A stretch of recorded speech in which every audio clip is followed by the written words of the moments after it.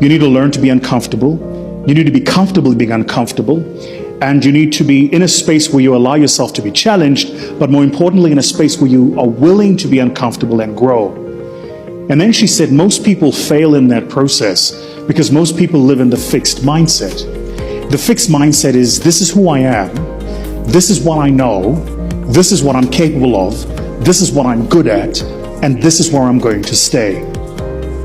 The growth mindset says the following. It says, this is where I am now. This is what I'm good at now. But I recognize that if I go through a particular process, I can grow myself and become a better person. Now, here's the thing about the growth mindset, which most people miss. There is no destination if you're a growth mindset driven person.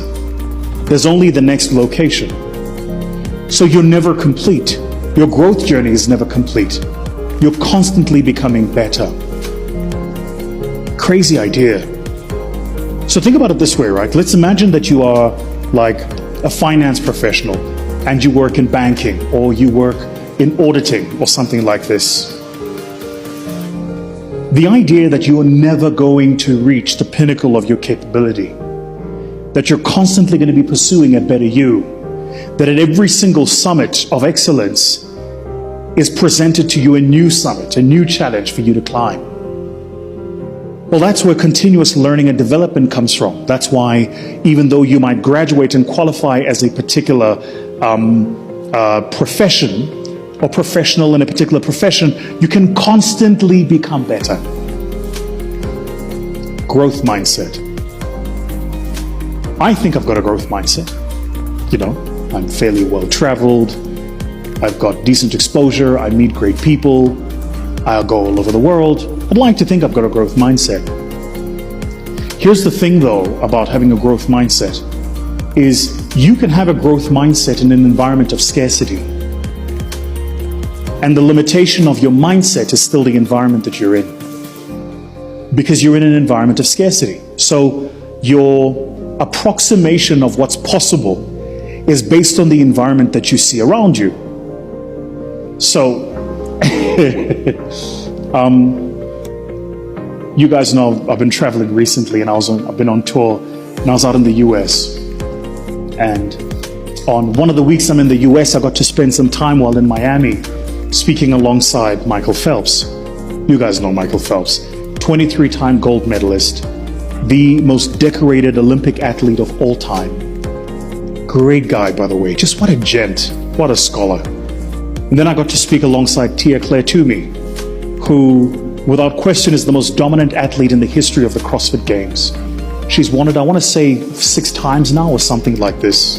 She's a little pocket rocket, right? Because when she was standing next to me, she's only about yay high, but you can just tell she's all muscle, like 101% muscle, right? Great athlete, phenomenal human being.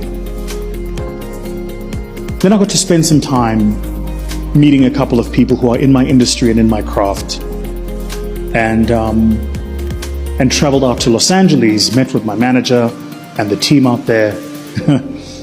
But while I was in Miami, I got to drive around in a beautiful Lamborghini Aventador SV. Credit to the people at MPH, by the way. Lee and the team at MPH Club, thank you so much for making that happen. And to my brother at VIP Uber, thank you, man. I really appreciate you. So anyway, so I got to do this, and Uklini, so who lives out in Miami, made the whole thing happen. Then made my way out to Los Angeles and met with friends who I've done work with. Some of them you've watched me on their platforms here on YouTube being interviewed, and watched how they live and watch how much abundance they have. And then begin to ask of myself, are they smarter than me? The answer was no. Are they more talented? No. Are they harder working?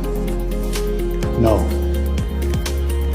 So what is it then that puts them in the position where they are 10 times more effective, they reach 10 times more people, they move 10 times faster than I do, and probably have 10 times the wealth? And I realized that the answer to that question is location. it's where they are. So once you realize that, that's a game changer conversation. Because you recognize that you can have, as I like to think I do, a growth mindset. But if you're operating in an environment of scarcity, then the mindset is limited by what it sees. In some